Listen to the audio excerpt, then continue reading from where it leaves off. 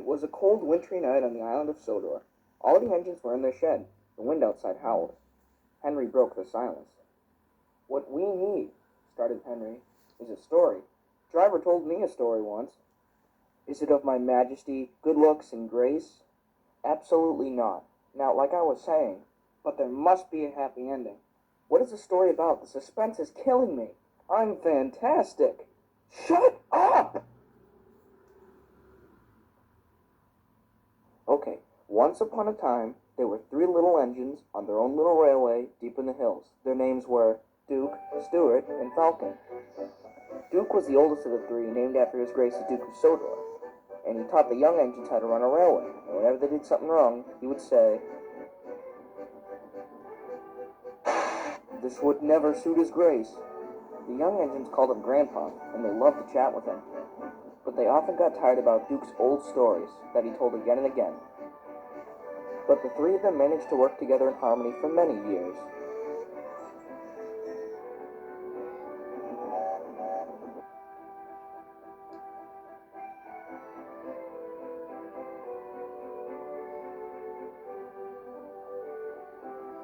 But one day, Duke wasn't well.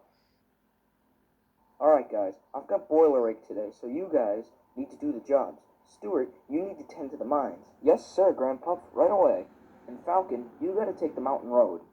And don't screw up like last time. Remember, watch the track, not the scenery." "Sure thing, Grandpuff, I'm on it." "Now, Falcon, you heard what Grandpuff said." "Oh, shut up, Stuart." Falcon collected his trucks at the top station, and he set off on his journey. I don't need Grandpuff's advice on the mountain road. I can manage just fine by myself. "Hey, I'm already there."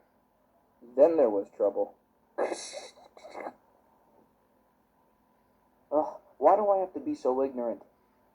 Falcon tried to call for help, but it was too late. Ah! Ah! Good Lord, did that really happen, Thomas? No, he was rescued. But I just wanted to spice up the story a little bit, you know? But little did Thomas know that the story had a rather adverse effect on Percy. He became paranoid about crashing. "Percy, I swear to God, if you don't come out of that shed this instant, I'm going to kick your buffers." "No, that's it. I'm calling another engine to pull you out right now." Henry was called to business. "Don't be silly, little idiot. Come on, you're not going to crash. Let's go now." But Percy just wouldn't budge. "This is great. I can't even remember why I was so scared. That's the Percy we know. Now get to work." And with that, Percy was off to collect some trucks at the junction. Percy was almost at the junction when he saw that Arthur had derailed. This would make him late. Ugh, stuff and nonsense. I'm going to be late. Rather unfortunately, the shunter had heard news that Percy's special was coming through before Gordon's Express. Due to Arthur's derailment, this wasn't going to be true. Being lazy, as usual, the shunter switched the points to the branch line, Percy's destination, and then took a nap. Then he heard a whistle. That must be Percy. Right on time. This is funny. I'm on the branch line. The shunter, thinking that Percy had already passed, set the points to the main line, Gordon's destination. This is strange. I'm on the main line. Then the shunter realized the error of his ways. Good God! Gordon's too heavy for those tracks. He'll never make it. Then the tracks buckled due to Gordon's weight. Why does this keep happening to me? Meanwhile, on the main line, Percy was having his own troubles. The trucks. Stop! Stop! Bump him off! Shove him off! Way off! Sang the trucks.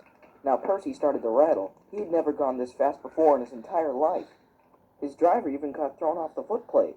Percy called for his brakes to be put on, but of course, there was no reply. This is it! I'm going to crash! Fortunately, the points had been set for the runaway siding.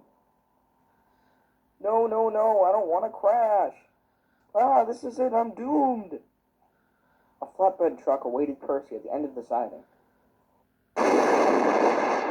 Luckily, Percy was unharmed in the accident. The Fat Controller was soon on the case. Okay, Percy, Most of this wasn't your fault, so you have no punishment. I wish I could say the same for the signal box guy. Thank you, sir. Soon, Thomas arrived at the breakdown train, put all of the trucks back on the track, and pushed Percy home.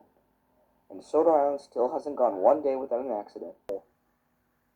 One fine day on the island of Sodor, James the Red Engine was waiting at a station when Thomas hustled up with a bunch of trucks.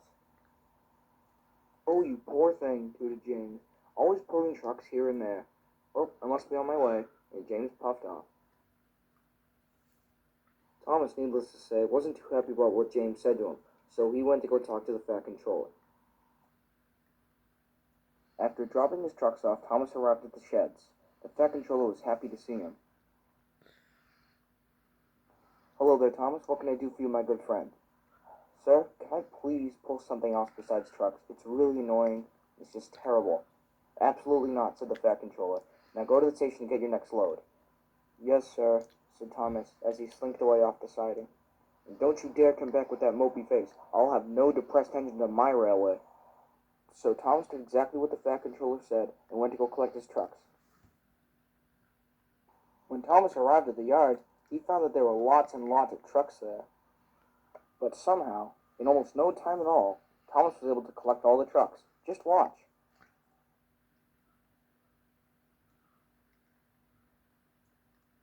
The last door banged, and Thomas's train was ready to go. Thomas was heading down the track at top speeds.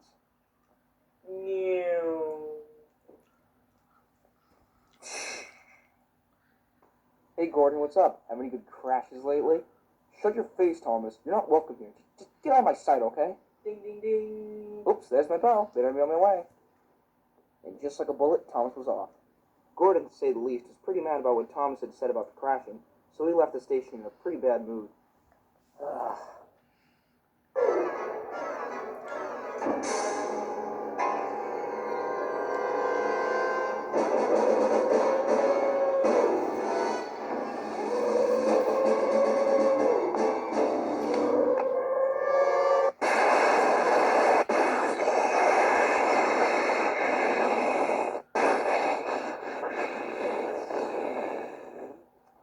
Huh, what a strange noise, thought Thomas to himself.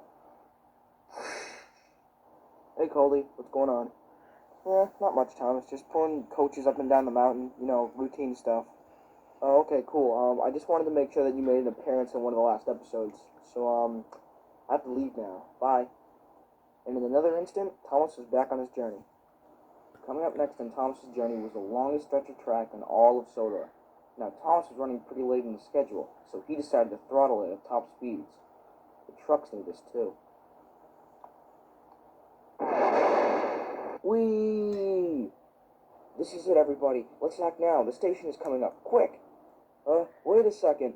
I can't stop! Help! Help!